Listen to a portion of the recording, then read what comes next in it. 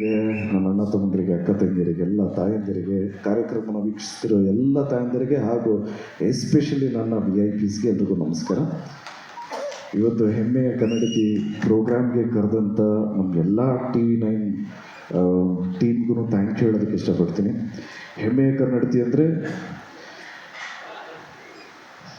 ನಾವು ಆನ್ ಸ್ಕ್ರೀನಲ್ಲಿ ಮಾತ್ರ hero, real ಲೈಫಲ್ಲಿ ಇವ್ರುಗಳೇ ಹೀರೋ.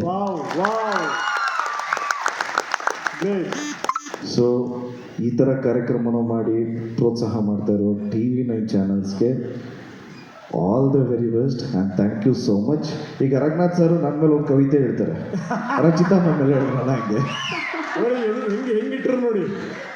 ಈ ಸಂದೇಹನೇ ಅಲ್ಲ ಏನು ಅಂತಂದರೆ ಇದ್ರು ನೀವು ಅದ್ಭುತವಾದಂಥ ಕಲಾವಿದ ಆಯ್ತಾ. ಅಲ್ಲಲ್ಲ ನಾನು ಹೇಳ್ತಿರೋದು ಈಗ ನಿಮ್ಮ ಮುಂದಿನ ಸಾಹಸ ಏನೀಗ ಯಾವ ಚಿತ್ರ ಬಿಡುಗಡೆ ಆಗ್ತಾ ಇದೆ? ಭಾಳ ಜನ ಕಾಯ್ತಾ ಇದ್ದಾರೆ ಸರ್ ಕೇಳಿ ಅಂತ. ಈಗ ಅದ್ರದ್ದು ಡೈಲಾಗ್ ಹೊಡಿಲಿಲ್ಲ, ನೀವು ನಮ್ಮನ್ನು ಸಿಕ್ಸಿದ್ರಲ್ಲ ಇವಾಗ.